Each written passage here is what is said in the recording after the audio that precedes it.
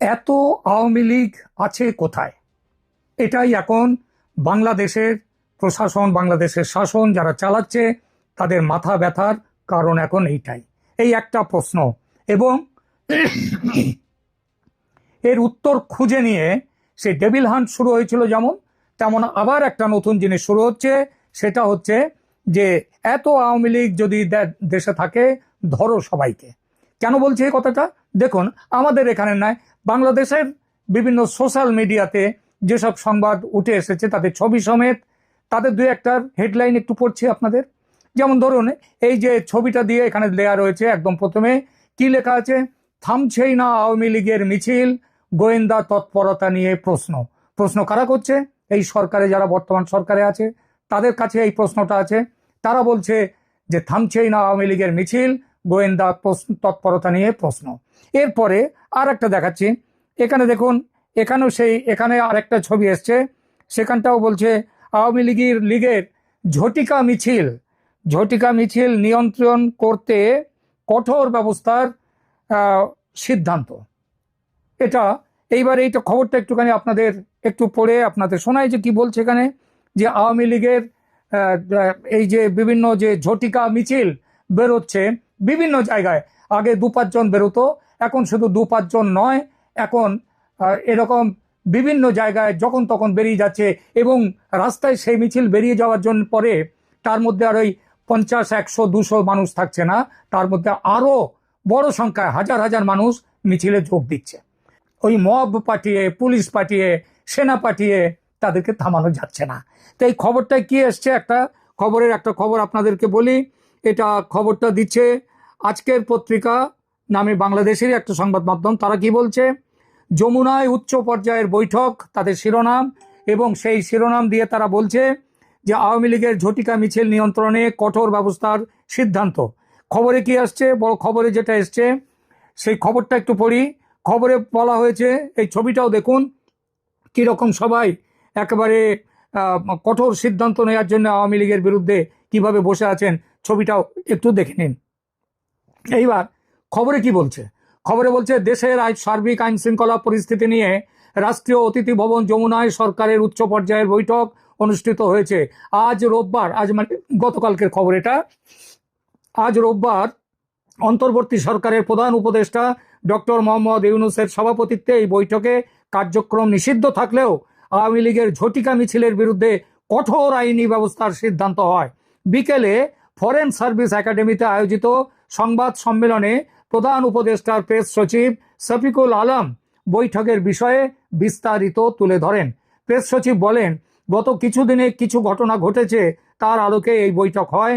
কার্যক্রম নিষিদ্ধ থাকলেও আওয়ামী লীগের ঝটিকা মিছিল বেরোচ্ছে। প্রধান উপদেষ্টার সঙ্গে বৈঠকে ঝটিকা মিছিল সহ বেআইনি সমাবেশের বিষয়ে মনিটরিং জোরদারের সিদ্ধান্ত হয়েছে।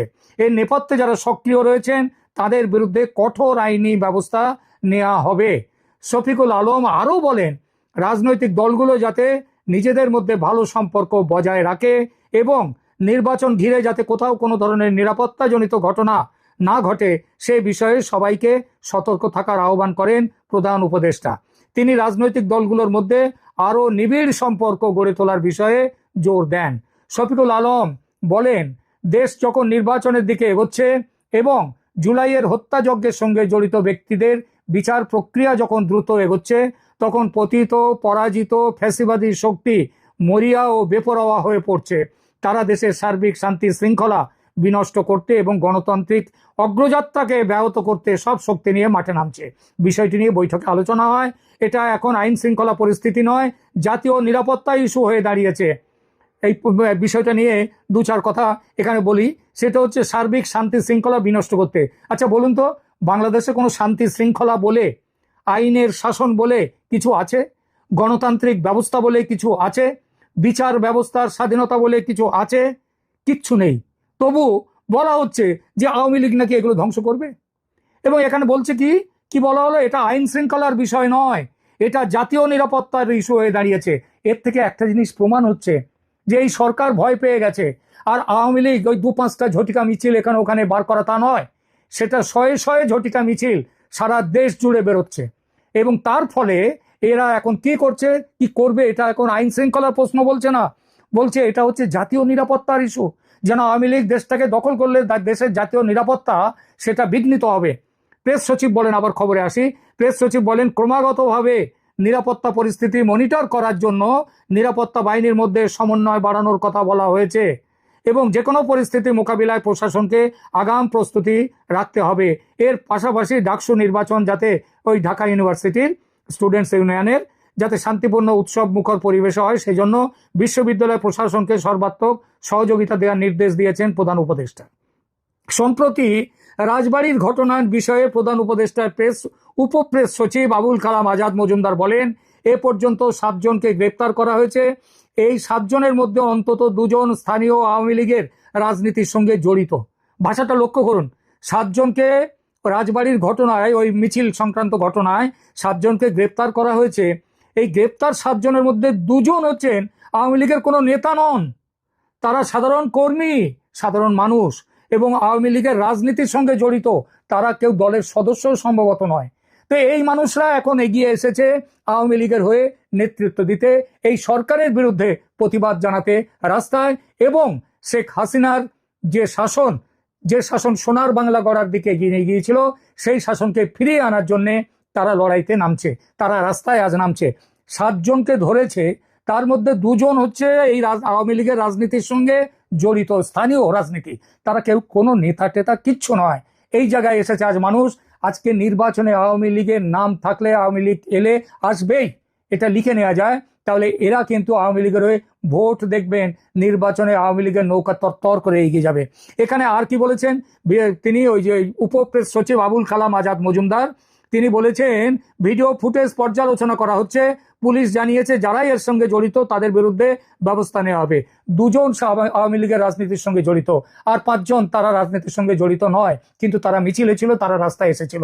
ভয়টা এখানে যে এত করেও, এত অত্যাচার চালিয়েও, ডেভিল হান্ট করেও, মবকে খেপিয়ে দিয়ে, আওয়ামী লীগ কর্মীদের মেরে ফেলে, আওয়ামী লীগ কর্মীদেরকে ঘর বাড়িতে আগুন জ্বালিয়ে তাদের সম্পত্তি লুট করেও আওয়ামী লীগকে থামিয়ে রাখা যায়নি।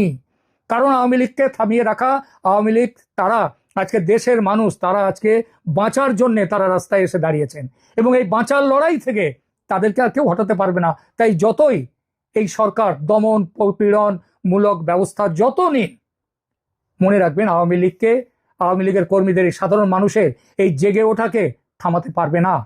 আর ফেব্রুয়ারির নির্বাচন, সেই নির্বাচন যাতে না হয় তার জন্যে এই সরকার অনেক কিছু করছে। আবার ভারত বিরোধী স্লোগান আবার বাড়িয়ে দিয়েছে। গত শনিবার দিল্লির একটি সাধারণ সেমিনার নিয়ে এই সরকার কতটা ভয় পেয়েছে এবং বাংলাদেশে কিভাবে ভারত বিরোধী মনোভাবকে আবার বাড়িয়ে দেওয়া হচ্ছে সে সম্পর্কে বলা হয়েছে। সে সম্পর্কে বলেছি, আজকে একটু আগেই ভিডিওটা দিয়েছি, দেখে নেবেন। আর একটা কথা, সেটা হচ্ছে আওয়ামী লীগকে বাদ দিয়ে নির্বাচন যে হবে না, ভারত সেটা স্পষ্ট বলে দিয়েছে এবং এজন্যে ভারতকে যা করতে হয় তাই করবে ভারত। সুতরাং চিন্তার কোনো কারণ নেই।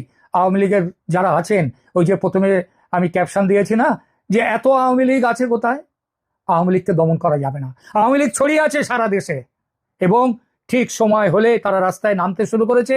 আর খুব বেশি দেরি নেই যে শেখ হাসিনা দেশে ফিরবেন এবং গণজোয়ারে সারা দেশ ভাসতে থাকবে। দেখবেন, খেয়াল রাখবেন। আশা করি বিষয়টি বুঝতে পেরেছেন। এ নিয়ে আপনার গুরুত্বপূর্ণ মন্তব্যটি অবশ্যই কমেন্ট বক্সে জানিয়ে দিবেন। ধন্যবাদ।